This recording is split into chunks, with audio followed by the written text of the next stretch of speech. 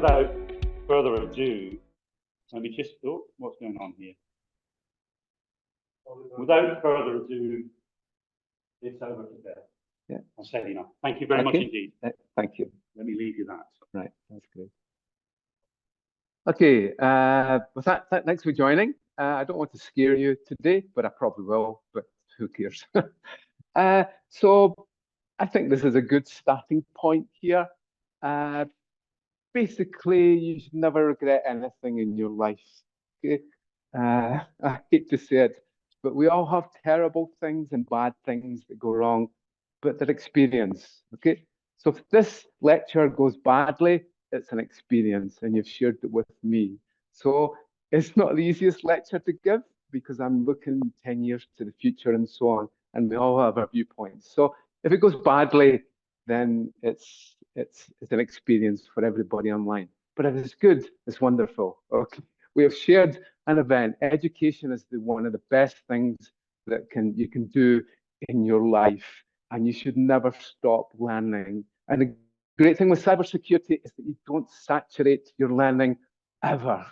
I learned data comms and networks and electrical engineering and electronics, and I saturated. Cybersecurity and cryptography is the only area I've ever looked at that I have learned this much, less than 1%.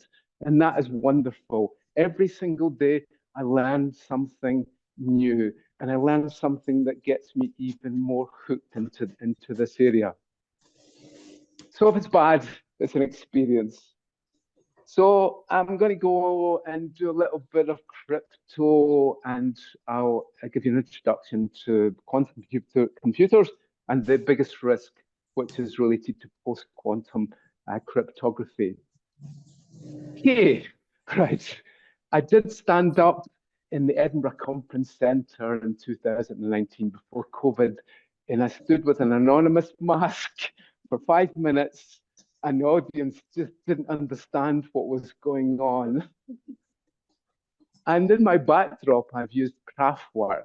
So you heard Kraftwerk earlier. I mean, please go and listen to Kraftwerk. They're just amazing.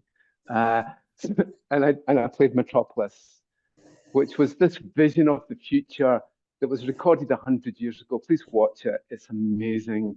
It predicted the industrial age, the mechanization. People were worried about their jobs and the way that machines were actually changing the world. And here we are now. In 40 years, we have created a completely new era. I wasn't quite involved with the first generation in the 1970s of the creation of the internet, but what a wonderful machine that was created. But what a beast of a machine. What a beast that can watch us for every single microsecond of our lives. So we're standing on the horizon of something either wonderful or a complete and absolute disaster. And we have the opportunity to influence. We probably didn't have the opportunity, and our students have the possibility when they graduate to really change things and do things for the better, because the toolkit is there for us to do everything that we want. So I won't stand with an anonymous mask in this presentation, and I won't show you a dystopian future of Metropolis where we're all slaves to the machine, because we're all slaves to this thing here, our mobile phone. Like it or not, stand in a bus stop, in a train, wherever you'll find people are slaves to the machine, and the machine is the internet. And like it or not, we have the opportunity for companies to spy on our every single instance of our lives. Okay, so I did play a bit of Rammstein, so I hope nobody's offended by Rammstein at all. This is education, so I think I can get around the copyright, hopefully, for this. Please listen to Rammstein. It's amazing, fantastic music. So I did that in Glasgow. Actually, I think I shocked a few people by hacking some teddies. You'll see there are some teddies here, and there's Kayla, the doll, and so on. I promise I won't be hacking any teddies today. But I had a bit of Rammstein, so I'm not going to play Rammstein. Oh, I don't know where that came in. fortunately, that managed to make it in there. That was a bit unfortunate. I thought I'd taken this slide out. Okay, we'll just advance from there. And hopefully that's all the Ramstein that's going to be playing. Oh dear, oh, got a little bit of Ramstein in there. So I promise after this point, there'll be no more Ramstein in the presentation overall. Right, so first thing that we're going to look at is to do a bit of Crypto 101. Before we do that, I'll tell you a bit of history, okay? Cybersecurity kind of happened around this time here. At IBM Research Labs, IBM decided that they wanted to create security to make sure that data could be kept private. They had an amazing lab in New York, and it created some of the most amazing cryptography work ever. This was one patent that was created, and this was Horst Weissel's patent. It became DES, and like it or not, 3DES is still kicking around. NIST told us to deprecate it by the end of 2023, but I bet you all your smart cards for your banks are still using 3DES. The finance industry just won't give up DES, but it came here. It was used by Lloyds Bank, and it was the start of proper cybersecurity, information security, as many people would define it. But then came along two unbelievable, amazing people, Hellman and Diffie, who created the Diffie-Hellman method. So you can see the patent was submitted 1977, and it wasn't patented till 1980 there. But this was really the fundamental starting point of cybersecurity. For the first time, Bob and Alice could create a key that they shared, and Eve could listen, and they could use that key to be able to keep their communications secret.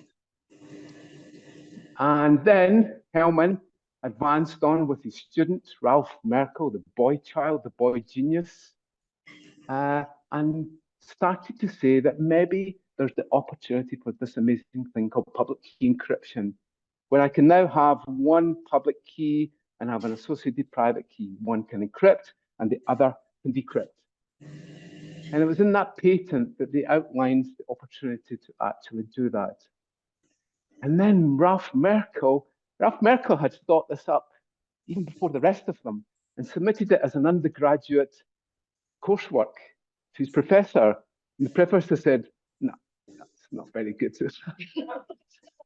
I don't really see what you're doing with this. And he kept the feedback. And it just shows you that professors aren't always right with their feedback.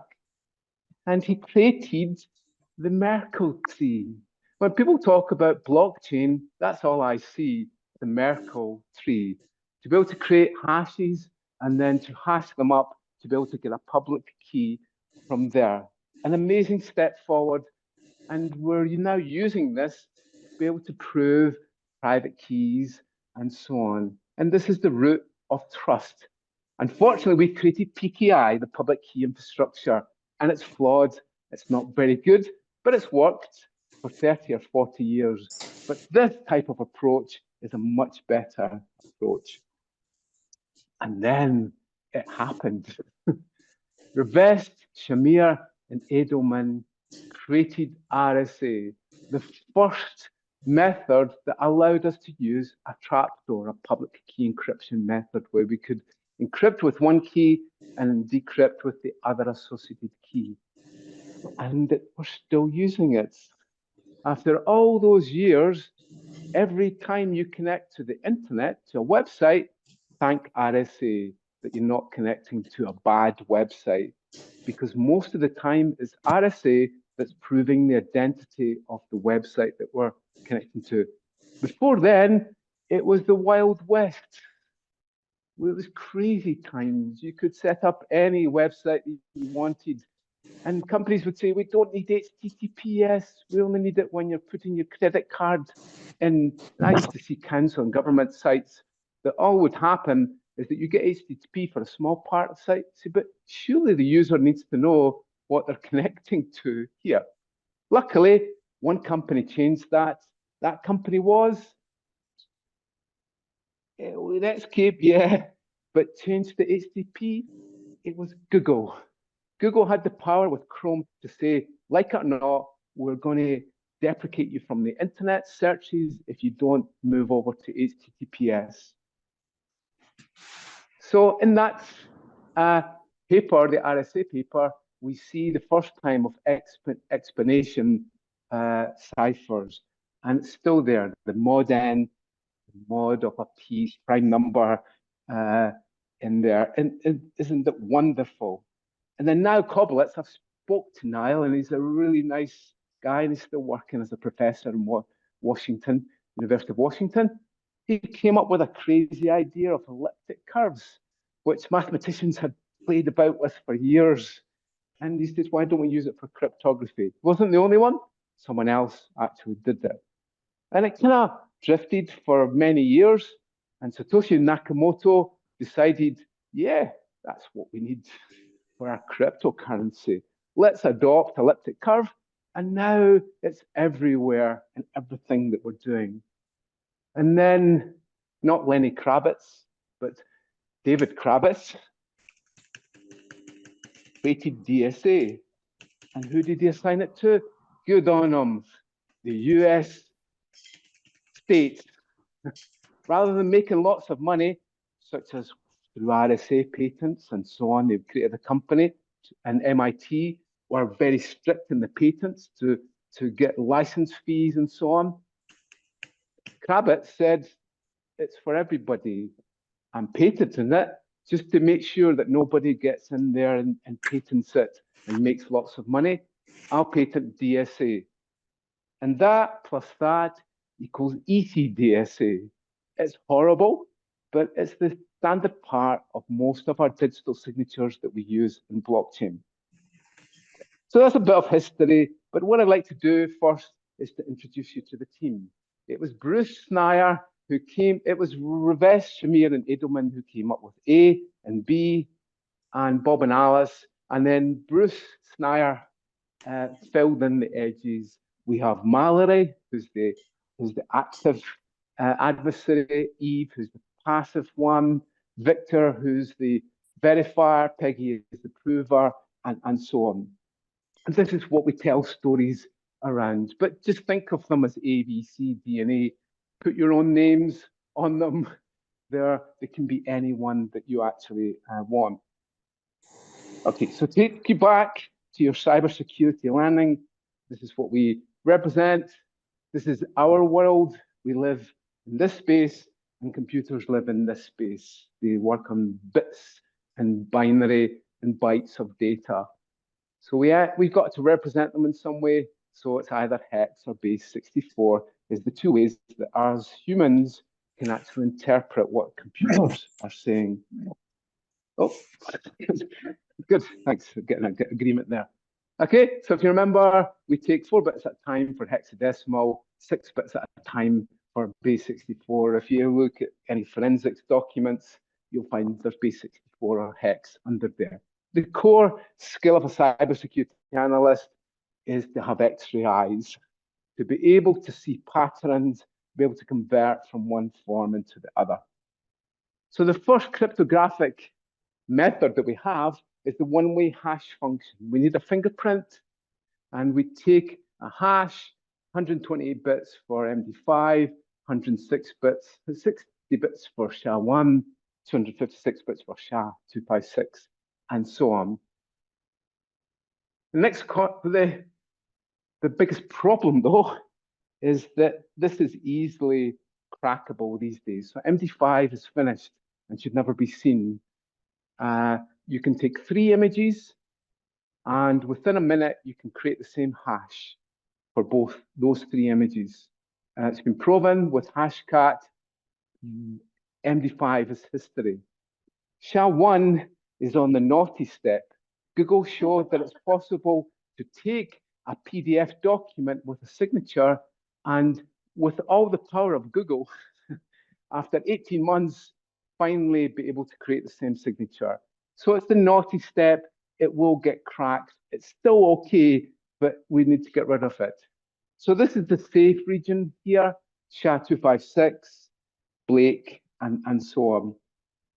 And then we have symmetric key. And with symmetric key, we have the same key for Bob and Alice. AES and SHA-256, if we have our keys, if I get my key here, you can see I've spent a lot of money on this presentation. Those at home can't see this, but I'm holding up two laser cut keys that I just made. And so Bob and Alice share the key, and that key is used to encrypt and decrypt. And then Whitfield Diffie and Marty Hellman came along, and because we're in the home of John Napier, you did pass through it as you came in. John Napier is probably one of the most wonderful mathematicians ever. He created, or he discovered logarithms. And it was Diffie and Hellman, and I've actually seen the desk that Marty Hellman wrote these equations. Oh, isn't that amazing? And he still sits at it in the university in Stanford. Wow, I would love to see that disk. If you ever want to sell it, then I'll buy it in an instance, because it changed the world completely. I mean, really, one of the most amazing breakthrough papers ever. And if you know your logarithms, I know you hated logarithms at school. We all did, because we didn't see why we're doing logarithms. These are just silly. There's no things for quadratic equations and logarithms, but they are. Every single connection that we have with the internet is a logarithm. And if it wasn't for logarithms, we would be spied upon and we couldn't prove the identity of websites and so on. So they end up with the same key. So this allows us to be able to pass the key, not really pass, but allow the key to go from Bob to Alice in the end. Unfortunately, it's not very good because we can have an Eve in the middle. Used to call it man in the middle. It's now Eve in the middle or a person in the middle and so on. And this is the biggest problem with it here. You can't tell that Eve is in between exchanging the keys. So it's got a flaw, but we'll fix that flaw. Now what we have is that we have public key encryption. And with public key encryption, we have two keys. Okay, one key is a public key, a padlock, and I can distribute that to everyone. And the other key is a private key that I keep secret. You can encrypt data for me with my public key, and only my private key can decrypt it. A wonderful concept, and it was RSA that allowed that to happen. And we prove it by putting our public key on, I know you love these things. Don't you just love digital certificates?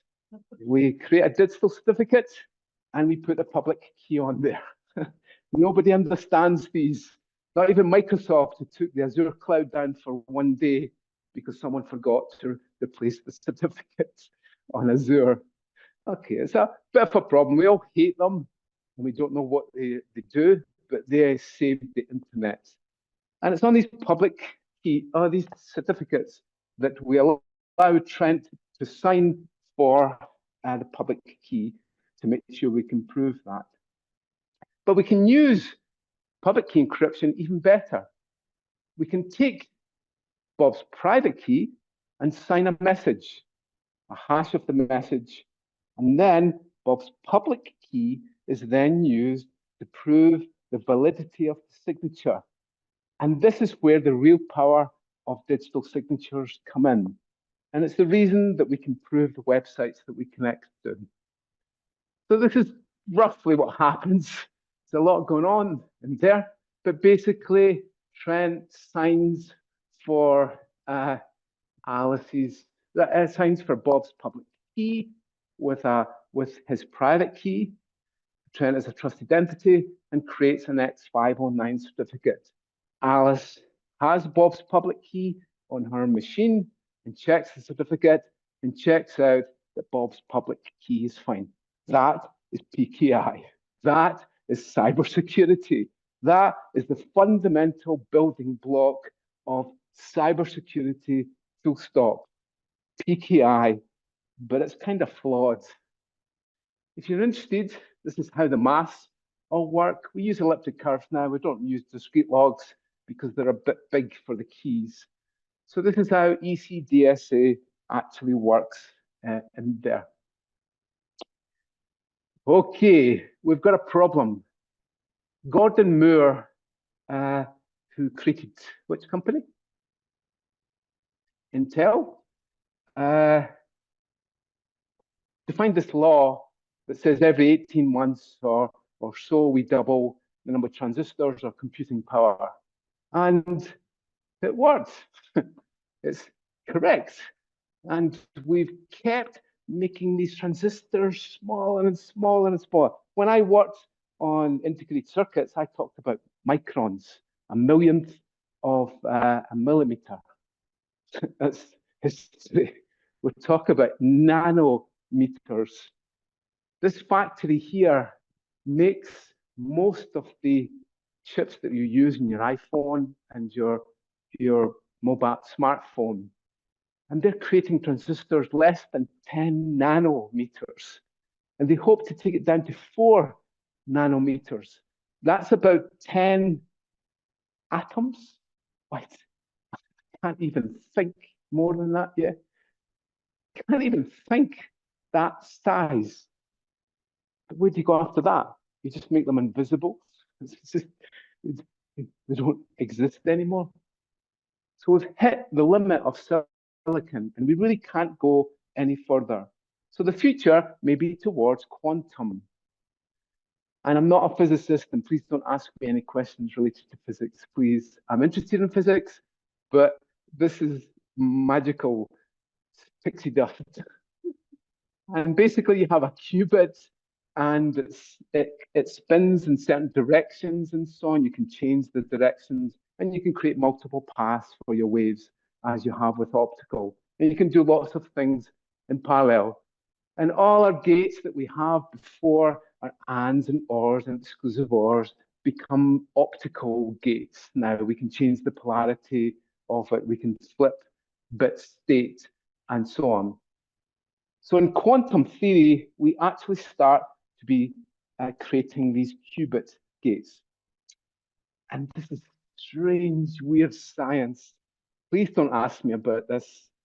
There's superpositions. Basically, I'm in Edinburgh here.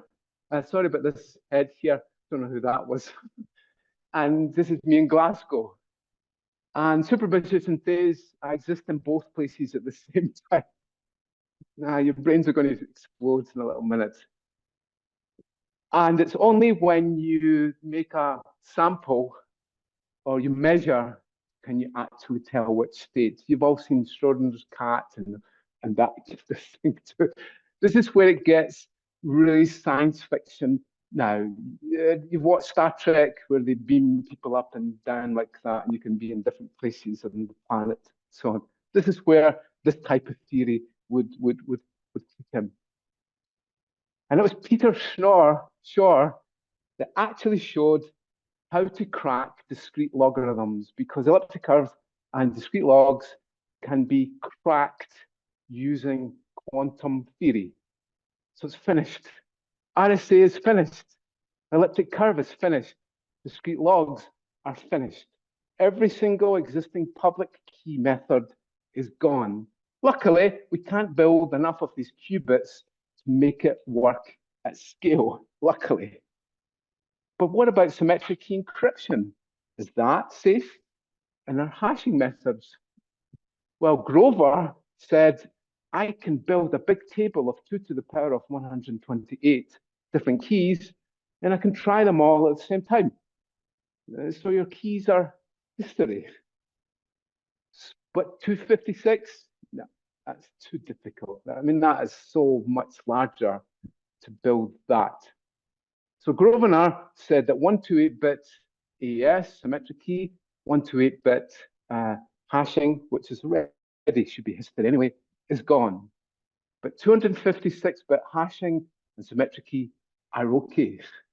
Okay, so we need to be thinking about the migration. If you're using 128-bit encryption in your company, stop and move to 256 bits. Okay, so where are we going with this? Well, the US is running faster. The US runs faster. What does that mean? It runs faster that once something happens, it goes for it. It changes its whole public sector, its industry. It gets its companies geared up so that they can go across the world and win business and so on. So Biden has signed a memo to say that the race is now on. They want all critical national infrastructure and governments to find every piece of public key encryption and get rid of it and replace it with post quantum cryptography.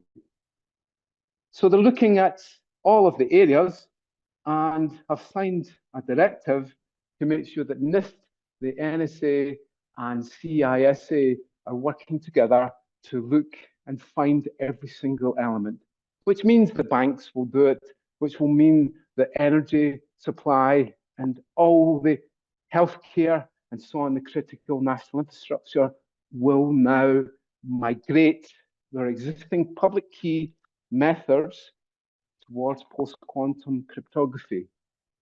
So there's been the timeline that NIST has taken, and we're roughly about here, there, and it's taken a long time to be able to set the standards now, and we're still probably 5 to 10 years off a quantum computer being built at scale that could break our public key encryption.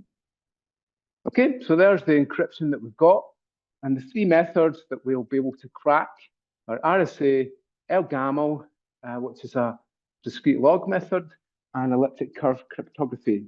I won't go into the theory. This is what Bitcoin and the blockchains are using.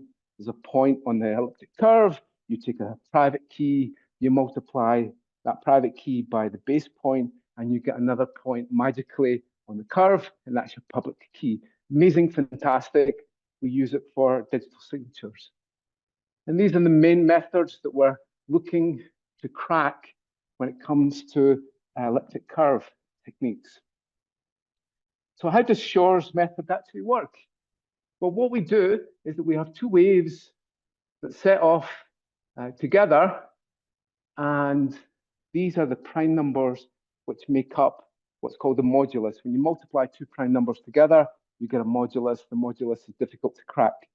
And then you set them off racing, and the point at which they cut the x-axis is the result. So we've actually found out that for 143, that's the multiplication of 11 times 13. Okay, the small prime numbers, we can use that for much larger ones, and we can crack RSA and elliptic curve methods from there. Scary, scary. So what are the alternatives that we've got? Well, NIST has been looking at different ways that are provably hard problems. These are hash-based. I won't go into the detail. They're based on the Merkle tree that we've used in the past. Code-based, similar to coding theory, like CRC checksums and so on. We have multivariate, which is x squared plus y squared plus z to the cubed, things like that, and that's a hard problem. Lattice-based. Lattice-based is based on learning with errors. I can have a vector, and I can add a little error to it. I can move the point a little bit on a lattice. I then multiply that vector to make it a much bigger vector, and obviously the noise, the error will increase a little bit, but then I can divide my value again and get back to the original vector. And the noise will go away. and we should be able to determine our original value again. Lattice methods are the quickest, probably one of the smallest keys and so on. So they are the ones that are winning most just now. And isogenies are on the naughty step. They got all the way to the final, and mathematicians loved them. They had cheerleaders, they have meetings, people were doing PhDs in them. And then one day, someone with an old laptop over a weekend cracked isogenies. Oh, crazy, crazy times. And some people think that NIST is being informed by the NSA and not implying anything by that. But maybe some methods haven't been reviewed enough. But for years and years, scientists and engineers have been attacking them like anything, and it should be methods which will be fairly secure. So Psych was that one, and it's on the naughty step just now. So in the end, these were the finalists, and the ones in red won. For key exchange, it's Kyber, only show in town just now. And for digital signatures, Sphinx Plus, Falcon, and Dilithium are the three main methods for digital signing. I won't go into this, but you can go to the website and have a look. I've got Golang code and Rust and Python and so on to show that. But the code is readily available, and you can get most libraries. Bouncy Castle is one where you can integrate in there. But the public key is 800 bytes, the private key is 1600, and the ciphertext is 768. Just now, it's 64 bytes for your public key and 32 bytes for elliptic curve. So you're going to have to use the bigger keys than you have in the past. NTRU is one of the core fundamental methods that we can use. It wasn't a finalist, but it certainly it has the basic principles involved in the lattice methods. Dilithium allows you to create a signature. I've reduced the size of the signature here, but basically it's a 1300 byte public key, and the ciphertext is about 2500 bytes. So again, we're going to have to deal with bigger signatures, but they're smaller than RSA. So it's not that bad for that. Okay, so we're going to start to move. And we're also, NIST wants to make sure there's a backup, because let's say Lattice is cracked tomorrow, we need a backup.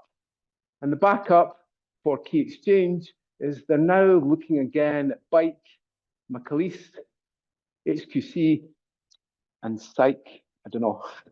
I think the researchers didn't want that one to go ahead. So it's likely to be the top three that will go ahead, and hopefully we'll have something that isn't Lattice, that will be key exchange.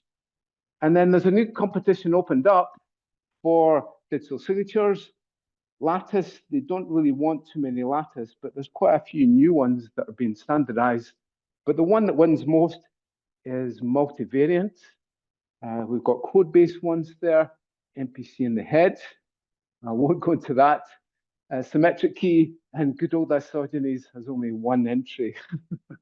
So hopefully they've licked their wounds and they've managed to get around the problem that was caused when it was hacked before. So NIST is now moving forward with these two for key exchange and for digital signatures. And the wonderful thing, is that when we use Lattice, we have homomorphic encryption. Because in the methods that Lattice uses, it automatically allows us to be able to create homomorphic encryption, which allows us to encrypt and still process values. So that the EU is working on clouds that would process encrypted data.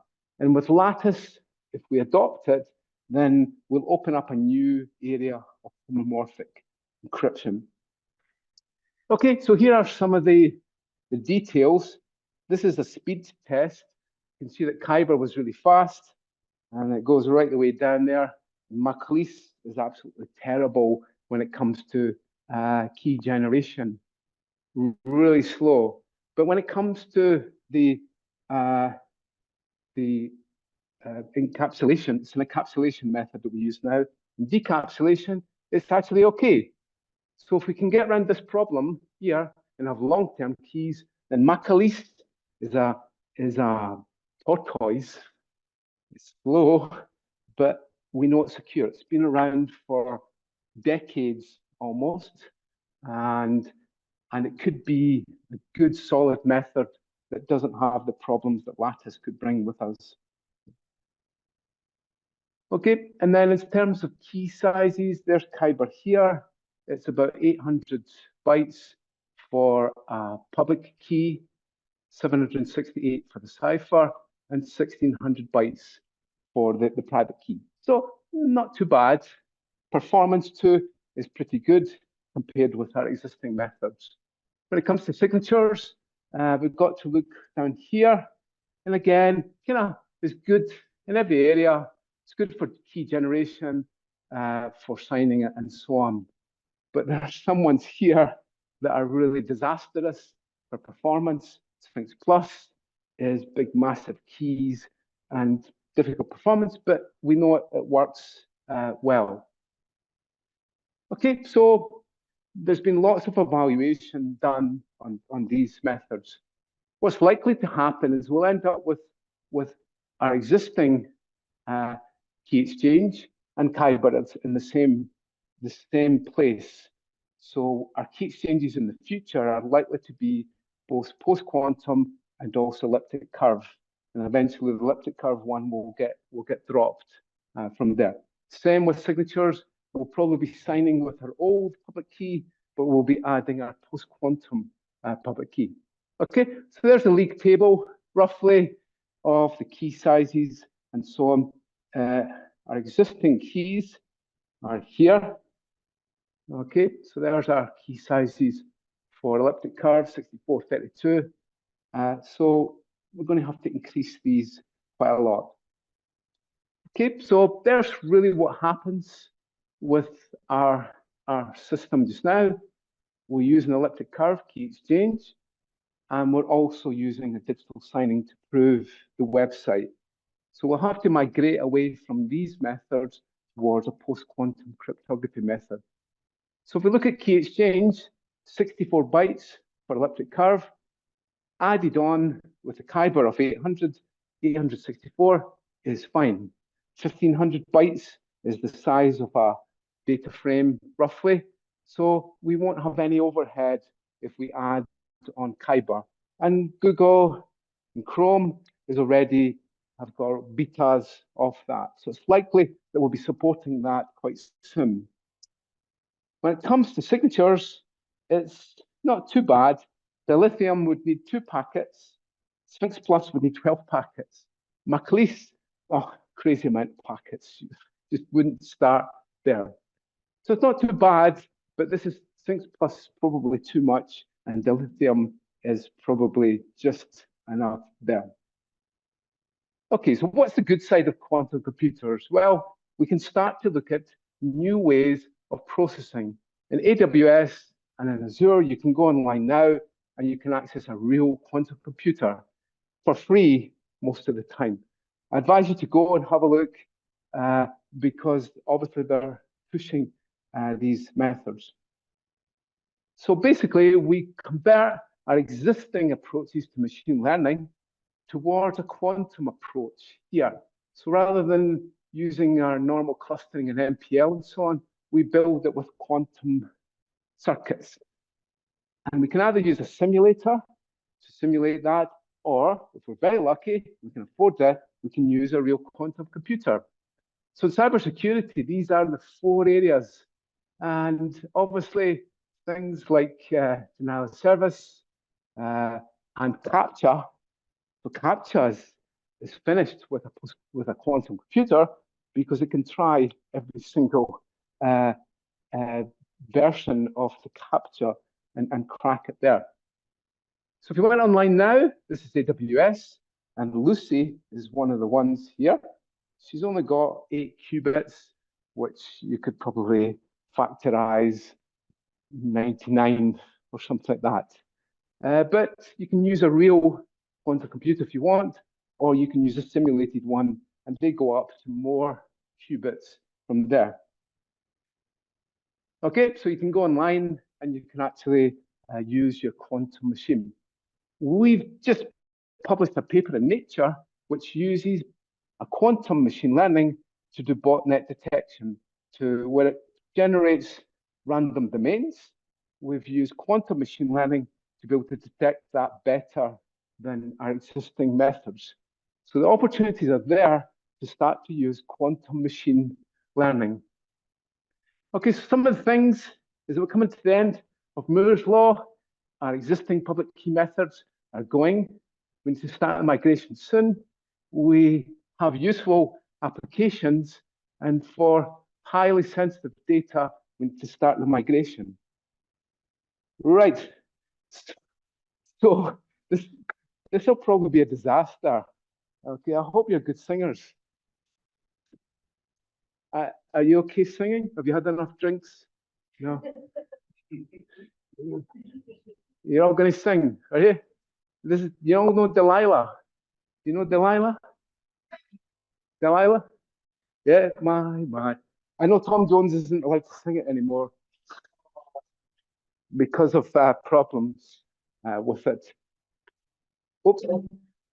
Okay. Right, it's a bit difficult to see the bit at the top there, but hopefully you can read the words from there. So let me do that there.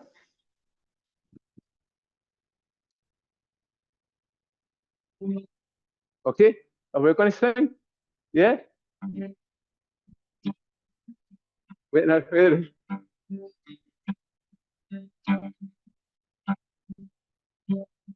I saw their public keys as they passed by their signatures.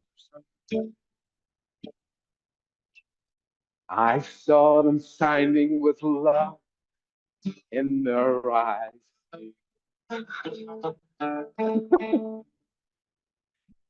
They were the future. But sure, now went out of my mind. Everybody, why, post quantum,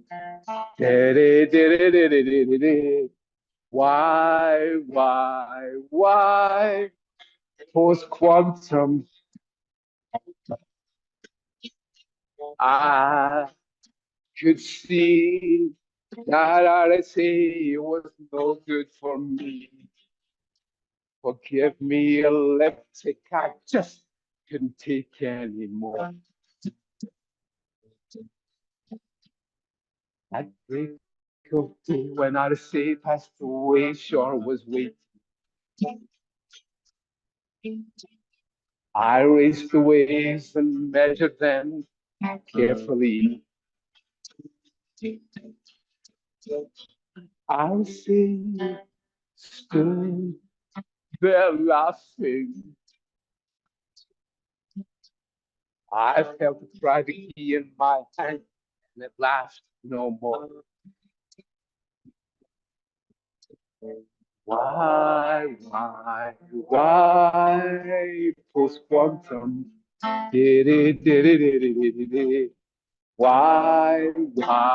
Why, post quantum? I could see that RSA was no good for me. Forgive me, elliptic, I just couldn't take any more. Can you offer another one verse, please? I'm sorry. People online will probably think that's good. We've probably lost a few people. Well, we got a comment. I hope we get your YouTube version. It depends on the licensing of that one. Okay, so that's just a bit of fun. Okay, right then. So now we get to the best part of the evening, and this is the opportunity to win a Bob and Alice mug. How good is that? It cost me £3,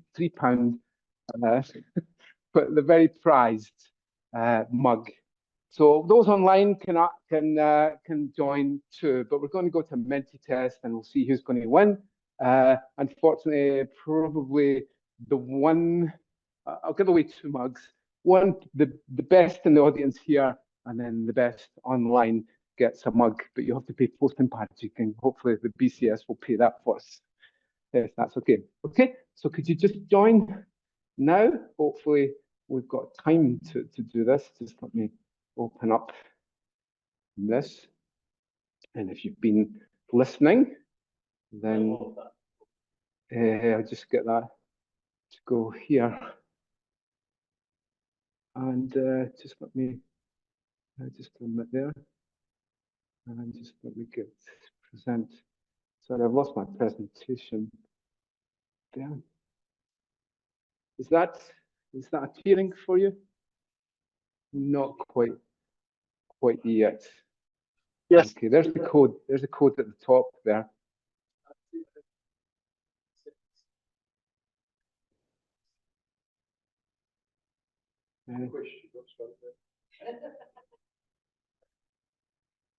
Okay, is that going to work?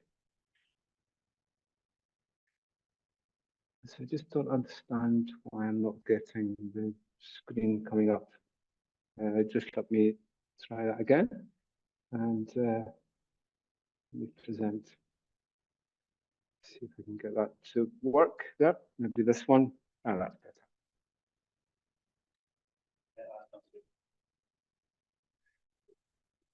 Okay, oops. So I will start it again. So we'll just start from there. Why is that not doing that? Are you sure? It should. Just let me quit and just start the presentation again. Okay, and we'll find our quantum. It should be there. And I hope you're all remembering exactly what we did from there. And I want the quantum final, that one there. That's good.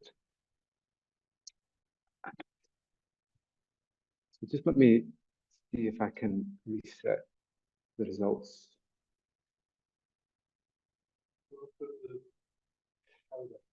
Code up. I think I may have to do it from here. Can you see the code there? Is that 24837634? I just don't understand why. Are you able to vote there? Good. Well, I'm glad having problems here. That's a bit of a shame. So just let me close everything. And I'll just try one more time here. Okay, we should be able to get there eventually. Quantum final. Manage results. Reset the entire presentation and present. Please work. Okay, that's working. And unfortunately, you can't see the thing at the top there. There we go. Okay. Right then. So let's see if you've remembered. There'll be nothing to do with Delilah in this one, I can assure you. But let's see. We've got 30 people joining us. Okay, that's good. 31, good. Okay, yeah, menti.com and then the 24837634.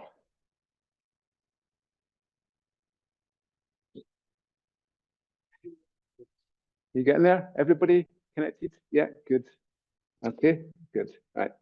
Okay, so hopefully this is going to work. No. Okay, so just a quick question. When do you think it's going to happen?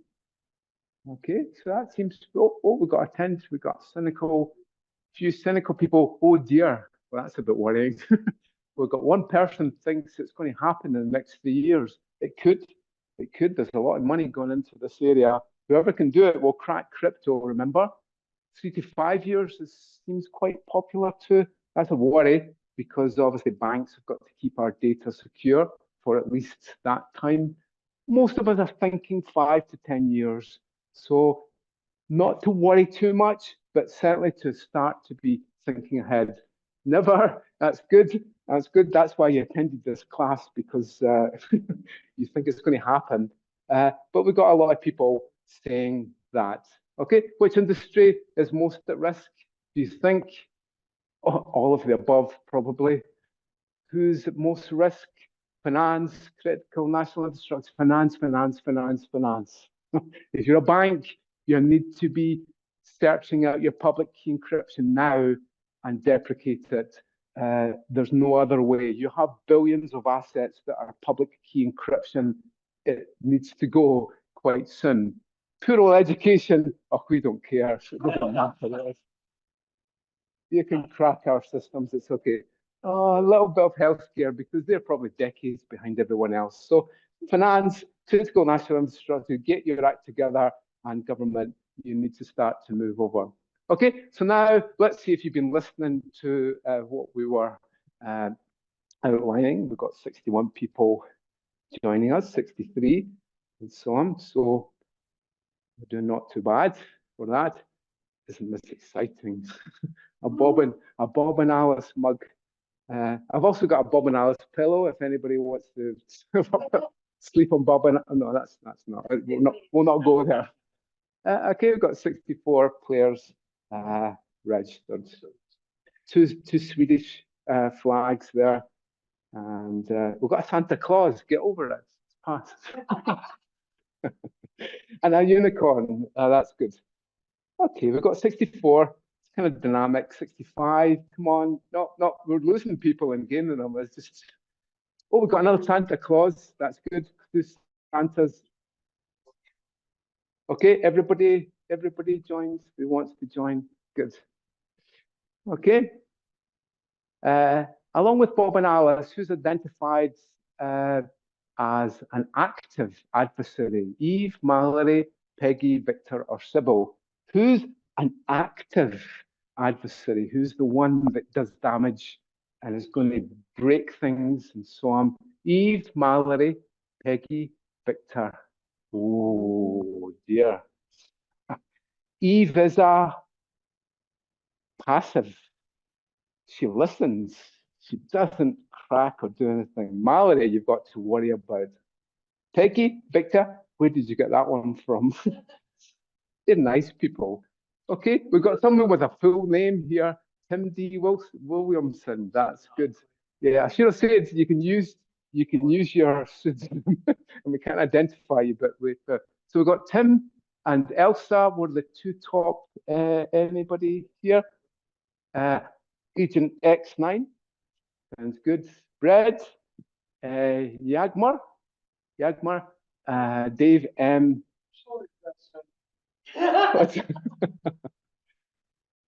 Okay, there we go. Eve is passive and Mallory is active. Okay, I'm so sorry. I know that very few people have the name of Mallory these days. Okay, so let's try this one. Sorry about being so evil in that one. Okay, which hashing method should never be used these days? MD5, SHA-1, SHA-256, SHA-3, or Blake? Which hashing method should never be seen ever? But you'd be amazed if you go into police databases and so on, they're still using MD5. Okay, I don't know where you got Blake and SHA-3 from. They're amazing, fantastic methods. JP created Blake. The two contenders are MD5 and SHA-1. And as I said, SHA-1 is on the naughty step and will be deprecated. MD5 is complete 100% history. Your fridge could crack an MD5 hash. If you've got a ZX80, it was the ZX80's birthday. I don't know, many people can't remember ZX80s, but it was the ZX80's birthday, and probably it could crack some MD5 hashes. So let's see if Elsa did well again there, and Tim D. Williams did very well. And we've got Paul Cunningham and Mark L. Anybody see themselves there yet? Are you there? Yeah, who are you? In the middle. Oh, Steve. Oh, you've given your full name. Okay. Okay. We're watching you. Okay, there we go. Bad at the top left-hand corner. Good. Okay. Green means good. Okay. Red means bad. Yellow means, or amber means a bit in between. Okay, which digital signature method will be cracked by Shor's algorithm? Oh, yes. Oh, have I mucked up with this one here? Is this not asking a question? Is this asking a question? Hopefully it will be. You're all wrong. Well, a lot of you. You get it wrong. It's wrong. It's wrong. Digital signatures. Okay. AES is what type of method? Symmetric key. MD5 is hashing. SHA-256, hashing. SHA-1, ECDSA, signature. ECDSA will be cracked by Shor's algorithm. Okay, so all the other yeah, stop it. Stop answering the question now. Oh, I knew the answer. I was waiting for the professor to give me the answer first before. Oh, there we go. We've got 24 now. Yeah. Okay. So that was and I might have mucked up with that one. Sorry about that. That one didn't count for your points in them. So I think Elsa and Tim are still doing well, and we've got Steve. Steve slipped a little bit. No, Steve, you went up, down. I'm still in there. Anyone else see themselves there? Are you there? Where are you? You're not going to tell it. You're not going to tell us until you win it. What's that? You're Dave M. Santa Claus. Get over Christmas. It's gone. Okay, we got two Santas in there. Paul Cunningham doing well in there. Okay. Next one. Which is the proposed NIST Post Quantum Cryptography standard for key exchange? Cyc, Kyber, SIDH, or dilithium? Which is the only method that's approved to be a post-quantum cryptography key exchange method? Oh dear. Were you listening to me? Well, it's finished. It's over. A laptop and a weekend and Isogenies are finished. Isogenies is also SIDH here. The lithium is not a key exchange method. I don't know how many times I could say it.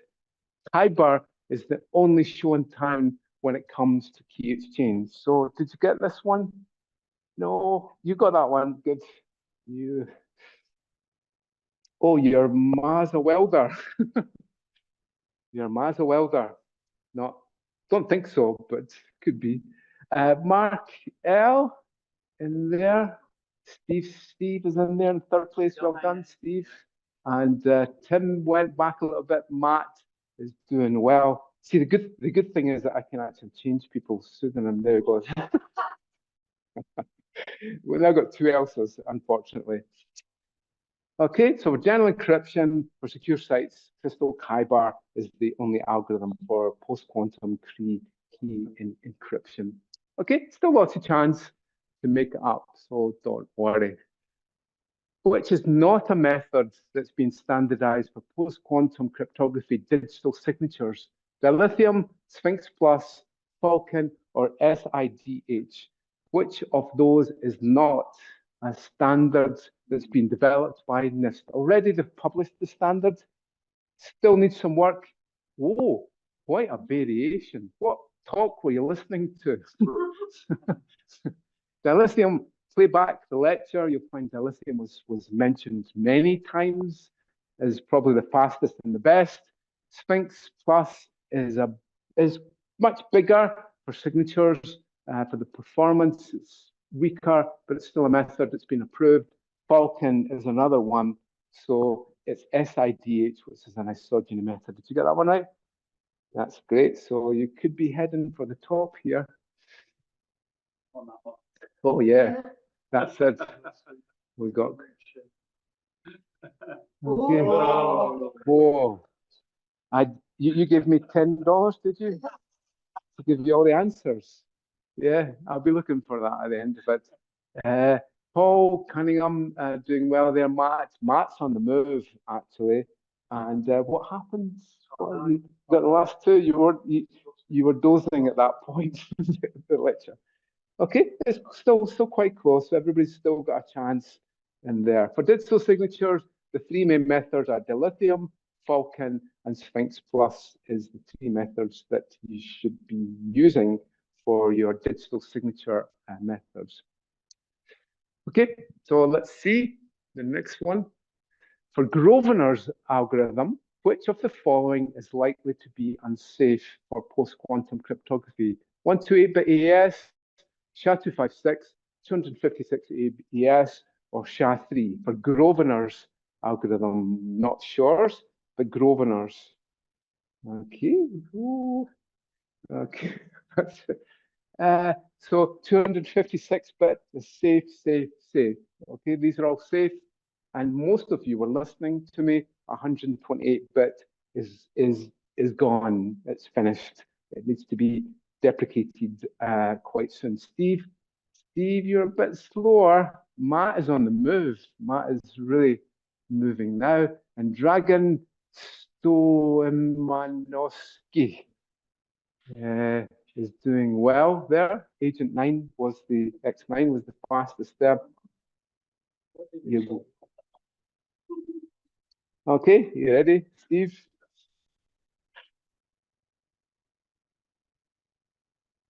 Okay, Shor's algorithm defines what?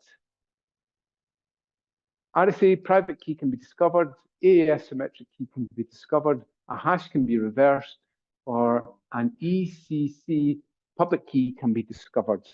Which one does Shor's algorithm crack? Whoa.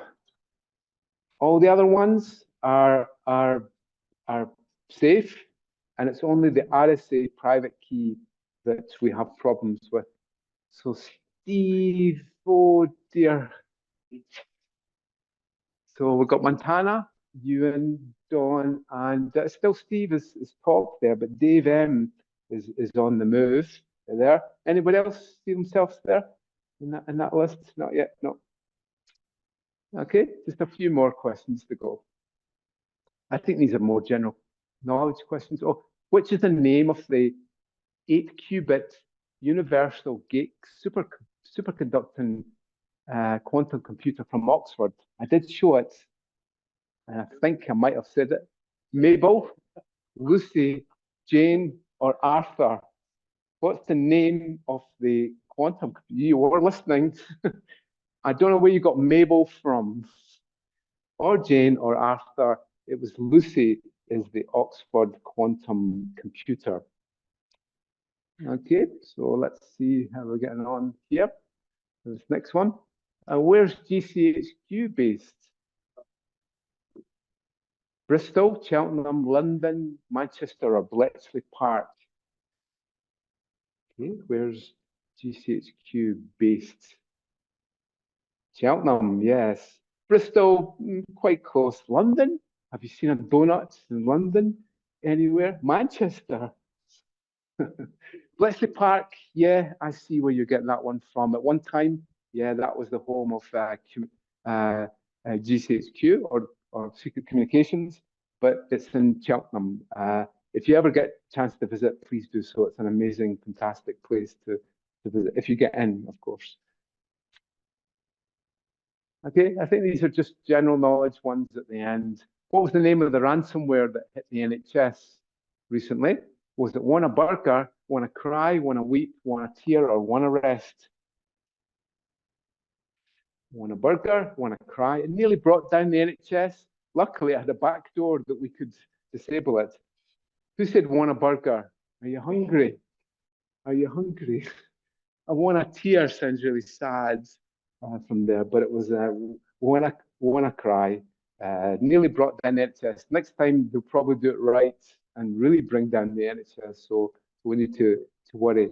So well done, Steve. Doing well. Matt's coming back again, and Dave M is on the move again. This is the last question to win the mug. This is your big opportunity. Okay, you ready? Here we go. Okay, who owns that building? Does that building even exist? Who knows? Is it CIA, NSA, MI5, MI6, or GCHQ? There's no building there. It's invisible. Wow. Who said GCHQ? Does that look like a donut? I don't think so. CIA, you've seen the MI5 building in London that nobody knows about? That big building across the Thames. What's that? I don't know. Doesn't exist. It's not GCHQ. That's a big donut in Cheltenham. Remember we did a question about it. I know the memory can be short sometimes. MI5 is not that good that you didn't get MI6. It's not the CIA. It was the NSA. So Steve, did you get that one right? You did. So I think the mug may be going your way. Oh, but Paul, this might be close. Oh, but you did that. That's great. So Steve has won that one. And I can assure you there was no bribery involved in that from them. Okay, so that's the presentation for today. I'm sorry about the song that we did earlier. You needed some alcohol in you. I know if you'd been in the pub, it would have been fine. But you did well to sing a bit of Post Quantum Cryptography. So thanks very much. To me, the future is bright. We have great graduates. We have the opportunity to build great things, but we need to create companies that can address many of these problems and take advantages. The UK needs to run faster. It needs to run faster, just like the US. So you really need to be starting to rebuild. Again, you need to throw out all your textbooks. I'll have to change all my lectures because I can't teach RSA and elliptic curve in a few years, but hopefully we'll be able to teach these new methods. So thanks very much for coming along, and hopefully you've learned something. Thank you. Thank you, Will. Guys, I'll just go off mute. I don't know whether everyone can hear me at the other end. Probably can. I can hear some feedback now. But I just want to say thanks to everyone for coming here to Napier this evening, out in the cold and the rain. And thanks to all of you for not beating me to the mug. Thanks, Paul. Good to see you again. And we'll catch you all soon. Take care. Bye-bye.